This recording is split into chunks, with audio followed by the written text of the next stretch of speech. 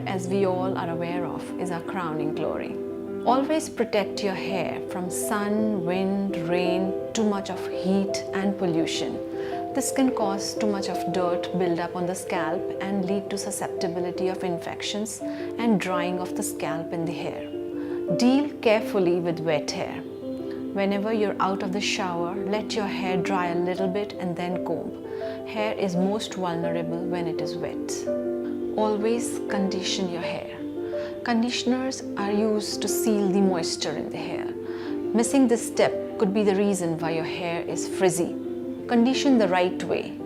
Conditioner is meant only for the hair, not for the scalp. So always make sure you're applying the conditioner about 2 inches away from the scalp.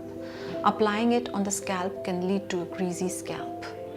Use same line shampoo and conditioner. This has shown to give better results. It says, how do I reduce puffiness under the eyes? First of all, you must sleep early and sleep at least for 6 hours. Avoid having too much of salt in your diet because that causes water retention. Avoid alcohol. Alcohol again causes a lot of puffiness because it builds up sodium chloride under the eyes. Avoid smoking. And if you've had a late night and a lot of alcohol, then the next day you must have a lot of lime or lemon in your diet. You can have juices, you can have it neat, so that sort of reduces all the puffiness. You can sleep with slices of cucumber under your eyes. That's very temporary, but it does help. Look for a vitamin C and K based cream. It's available easily in the market. You can apply that every day under the eyes, and that will also reduce your puffiness. If it's very severe, then it could also be just fat which is coming out, and you may need a surgery to get that puffiness off. So the second question is, I had gone through carbon laser treatment, but after 3 days, my skin starts itching and becoming scaly. What should I do? First of all, you must not have moisturized your skin well after doing the laser treatment. Laser makes the skin a little dry, so you must moisturize your skin. Use something which has oats and lipids and glycerine and ceramides. So this will coat your skin well and protect it from getting more sensitive. Also protect yourself from sun exposure. Do not steam, wax, use sauna or even any kind of scrubs, because that will again make the skin more sensitive. So once you do that, you may need a mild cortisone cream on your areas wherever you've done the carbon, so that your itch reduces and the scaliness also reduces. You may want to take an antihistamine. Any antihistamine will do. Just pop in 1 pill and that will do the trick. The third question is, I have sensitive skin and hyperpigmentation. How do I choose my sunscreen and moisturizing cream? Well, avoid a sunscreen which has too many chemicals. Look for something mild like ababenzone or oxybenzone. And also, if your sunscreen has colloidal oatmeal or those kind of oats, they will protect your skin from getting more sensitive and developing rashes or redness or itchiness.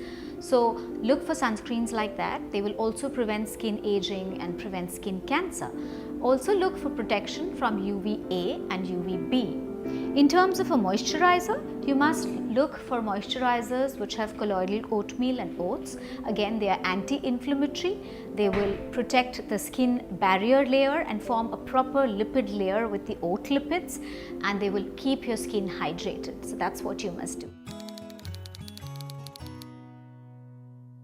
One of the common causes of skin pigmentation is that, as we all know, Indians are mostly having brown colored skin, and any kind of injury like a small acne breakout usually lends to pigmentation. The second and the most common cause again we see is something called melasma, which is a hormonal pigmentation which runs often in families, made worse by sun exposure.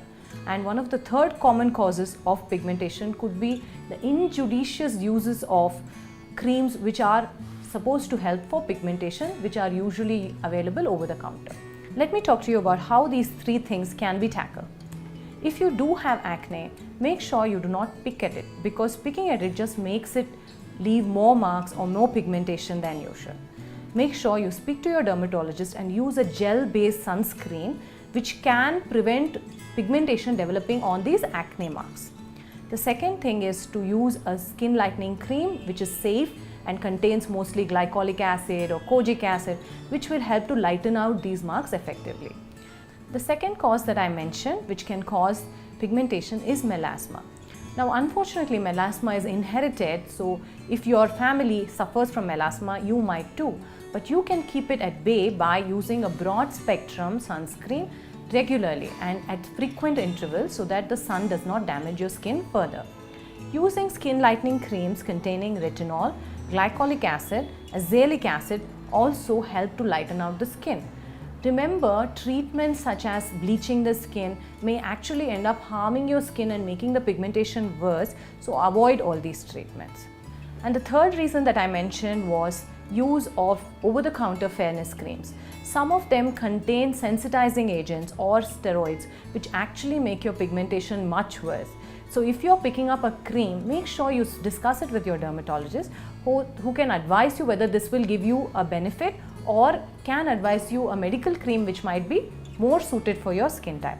Finally, remember, whatever you're doing, make sure your sunscreen is on every day, even on a cloudy day, because UV radiation is different from sun or visibility of the sunlight. So you might be thinking that it's actually a cloudy day and you don't need sunscreen, but you need sunscreen to keep your skin from going dark even when you're on good skin lightening products. That is your safety barrier.